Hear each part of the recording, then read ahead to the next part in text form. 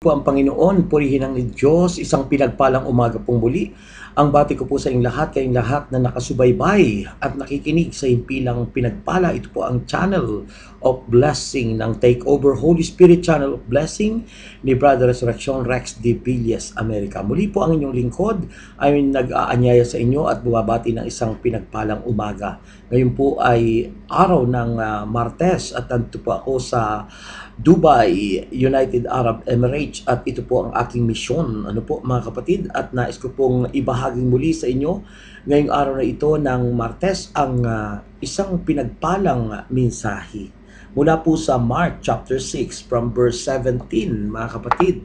Sabi po ng Mark chapter 6 verse 17 up to 29. For Herod himself had given orders to have John arrested, and he had him bound and put in prison.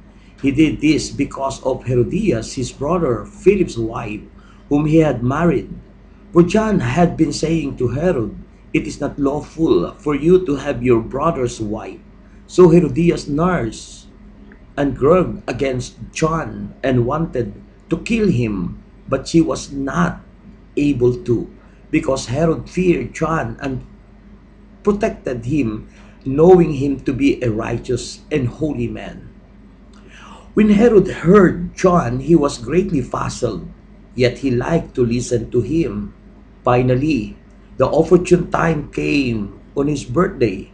Herod gave a banquet for his high official and military commanders and the leading men of Galilee.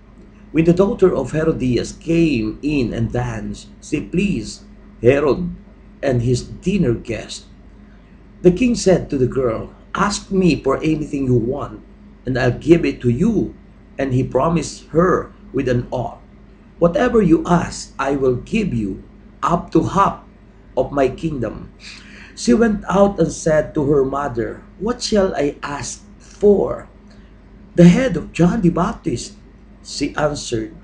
At once the girl hurried it in to the king with the request, "I want to give me right now the head of John the Baptist on a platter." The king was greatly distressed, but because of his oaths and his dinner guest, he did not want to refuse her. So he immediately sent an executioner with orders to bring John's head. The man went, beheaded John in the prison, and brought back his head on a platter. He presented it to the girl, and she gave it to her mother. On hearing of this, John's disciple came and took his body and laid it in a tomb. Brothers and sisters, the gospel of the Lord Jesus Christ. Praise God. Purihin po ang Panginoon, purihin ang Diyos. Muli po ay ang ating pag-uusapan ngayon. Alam ko pong napakaraming nagagawang kasalanan ng tao. At ang pinakamatinding kasalanan na nagagawa ng tao, mga kapatid, ay yung pag-murder sa kapwa.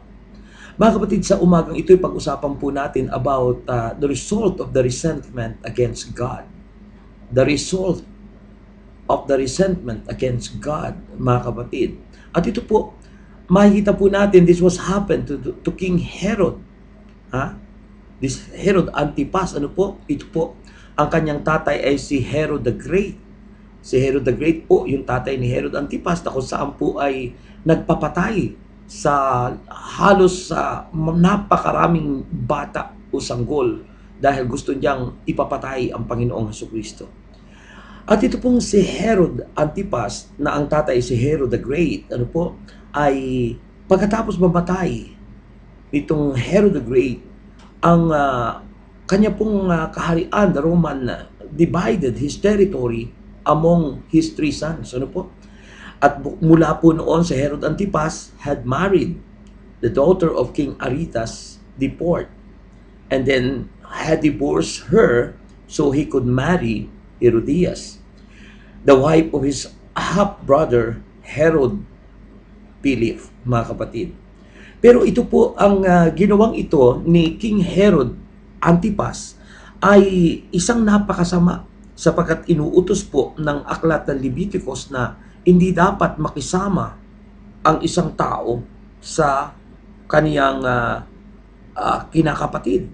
So it was a wicked alliance that was contrary to the law of Moses. Kung titingnan po natin ang Book of Leviticus chapter 18, ang sinasabi po ng banal na kasulatan in the book of Leviticus. Ano po mga kapatid ko kay Kristo? Ganito po ang sinasabi ng Book of Leviticus chapter 18 verse 18. Ang sabi ng Biblia, "Do not take your wife's sister as a rival wife and have sexual relations with her while your wife is living." So, pinagbabawal po yan sa kautusan ni Moses. Kaya't kung saan po mga kapatid, ito pong si Herod Antipas ay nasasaktan kapag nangangaral itong si John the Baptist. Kaya makikita po natin dito, nagkaroon po sila ng resentment against God, si Herodias, at ito pong si Herod Antipas. Kaya nga po makikita po natin ang resulta, what happened, the result of resentment against God. Tandaan po natin, resentment against God or against Jesus Christ is usually the consequences. Ito po'y bunga ng kawalan ng pananampalataya. Ha? It is the consequences of a lack of faith or unbelief, mga kapatid. Or it is a response to adverse circumstances.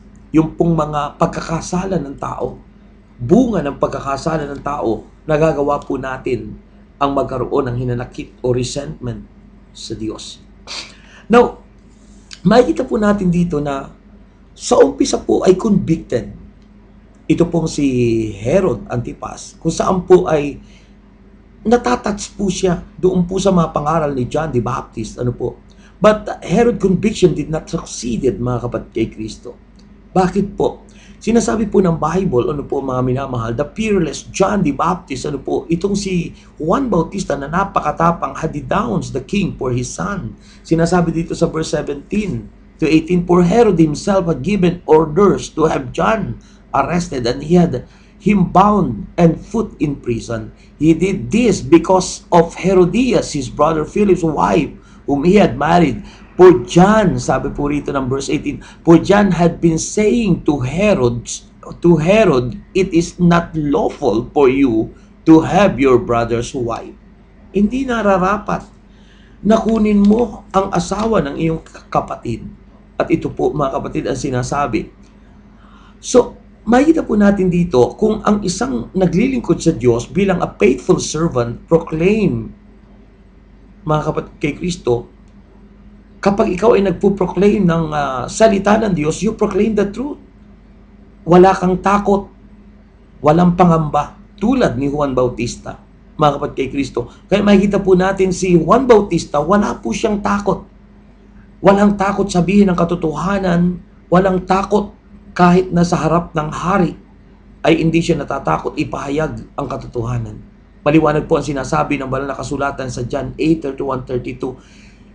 "Kung patuloy kayong susunod sa aking mga aral, tunay na kayong mga alagad ko, makikilala nyo ang katotohanan, katotohanan magpapalaya sa inyo." Dahil si Juan Bautista ay ganap na anointed preacher of God. From the very beginning, mga kapatid, siya po ay itinatangi na preacher. At idiniklara niya, pinrock naman niya ang katotohanan ng walang takot, mga kapatid. So, makikita po natin, mga kapatid, due to unbelief, the result of resentment against God. Ano po ang nakita po natin sa verse 19? Sabi ng Bible, "So Herodias nursed a grudge against John and wanted to kill him, but she was not able." Sa kabila po, mga kapatid, na tinatamaan si Herodias, siya po'y nagkimkim ng galit at sama ng loob kay Juan Bautista. At dito'y siya'y nag-aantay ng pagkakataon kung papaano po niya po pwedeng gantihan itong si John the Baptist. So, it is because of unbelief, the result of resentment against God. Sabi rin, nagkimkim ng galit kay Juan si Herodias. At ito'y naghintay ng pagkakataon para ipapatay si Juan Bautista. But Herod Antipas was convicted. Nakukonvict po siya. Kanya lang sa parting huli po ng gospel ay hindi po siya nagtagumpay ang conviction na yon. Sabi po ng verse 20, mga kapatid kay Kristo, dito po ay because Herod feared John and protected him, knowing him to be a righteous and a holy man, when Herod heard John, he was greatly puzzled, yet he liked to listen to him.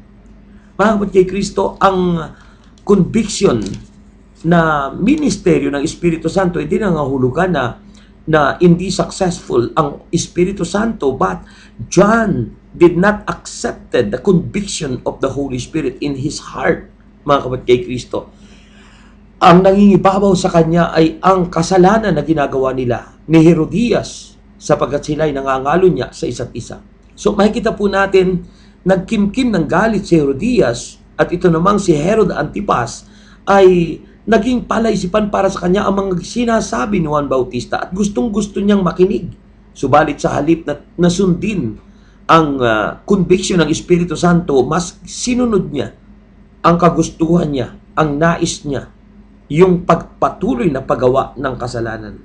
Remember, brothers and sisters, a convicted person need to follow the conviction of the Holy Spirit. Kung tayo talaga ay nakukonvict ng Espiritu Santo, kung we are touched by the Holy Spirit, especially our heart, mga kapatid Kristo, remember the ministry of the Holy Spirit is the ministry of conviction. And without conviction, mga kapatid, without conviction and without following the conviction of the Holy Spirit, mga kapatid, there is no conversion in our hearts. Wala pong pagbabago sa ating puso sapagkat mahalaga pong sundin. We need to obey the conviction of the Holy Spirit. Para sa ganun po, mga kapatid, ay makita po natin na itong conviction na ito ay tunay na kailangan po natin sa ating buhay. Sabi nga po, kapag tayo po ay nakukonvict, kailangan nating sundin ito at tanggapin natin ito sapagkat ito ay gawa ng Espiritu Santo. Kaya nga po, the second thing that we need to know about the result of the resentment against God, ito po, it will push things to do against God's will. Mga kapatid, kapag po ang isang tao ay may resentment against God, gagawa't gagawa ng mga bagay na against sa will of God. Sabi po ng verse 21, finally, the opportune time came on his brother. On his birthday, Herod gave a banquet for his high official and military commanders and the leading men of Galilee. And when the daughter of Herodias came in and danced, he pleased Herod and his dear guest. The king said to the girl, ask me for anything you want and I'll give it to you. And he promised her with an oath, whatever you ask, and I will give you up to half of my kingdom. Mga kapatid kay Kristo, ito po yung pangako ng hari. Kaya nga po may kasabihang ang pangako ng hari di nababali. Ano po? Whatever promises. Ano po mga kapatid kay Kristo? Kaya sa kabila ng lahat, anong nangyari po? She went out and said to her mother, what shall I ask? Sabi po ni Salome, ang anak po ni Herodias, the head of John the Baptist, he answered.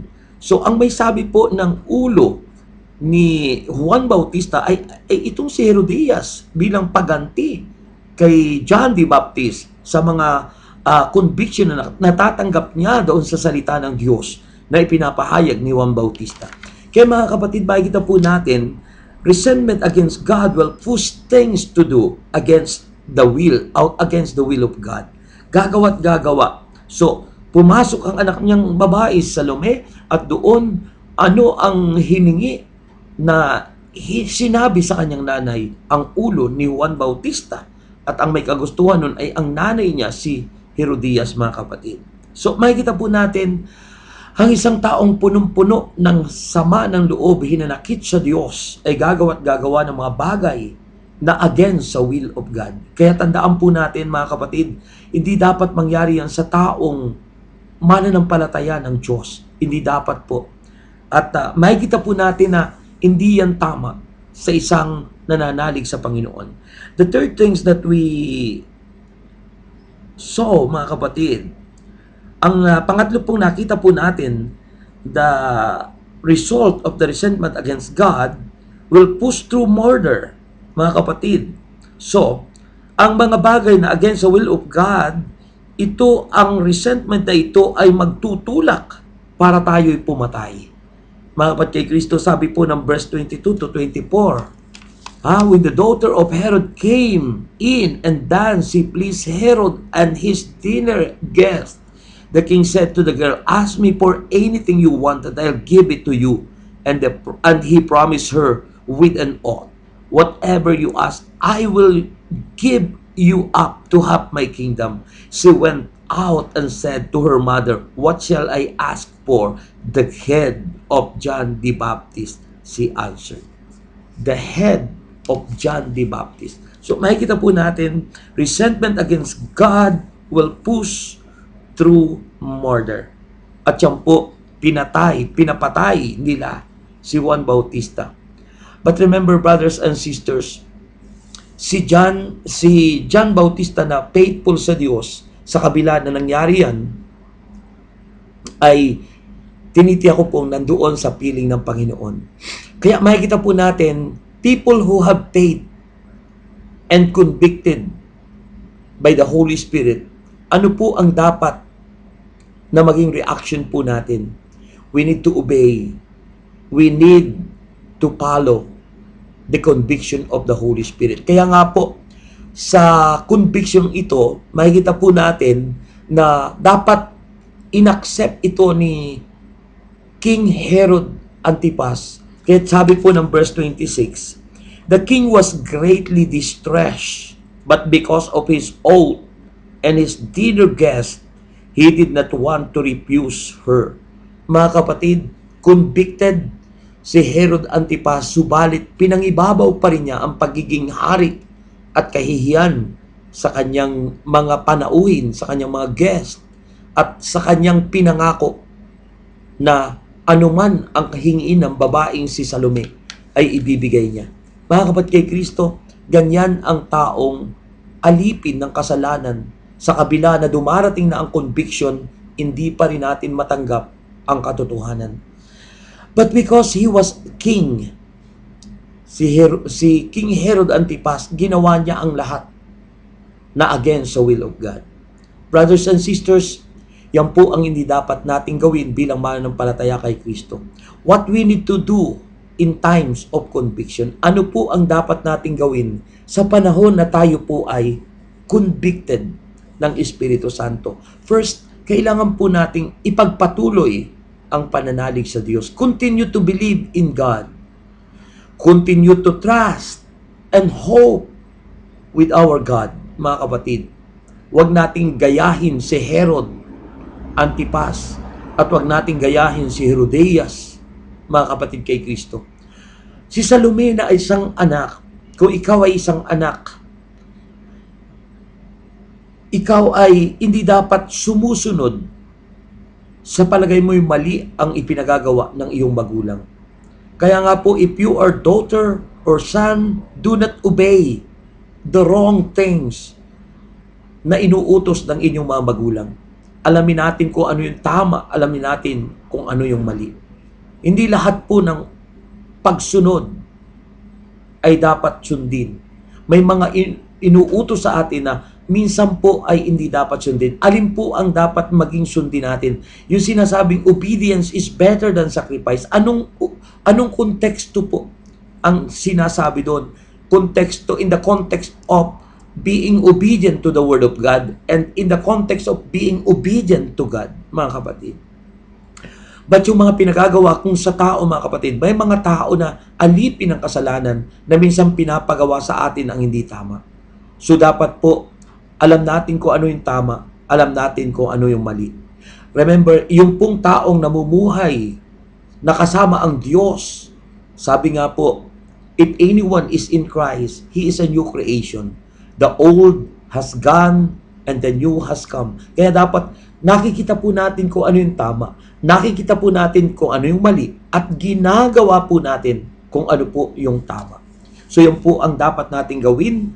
What we need it to do in times of conviction. First, continue to believe in God. Continue to trust and hope with God. Do not be like Herod and Herodias. And if you are like Salome, mga kapatid, the daughter of Herodias, if you are the daughter or son, do not obey the wrong things Mga kapatid, huwag natin susundin kung ano yung mga mali. Sundin po natin kung ano yung tama.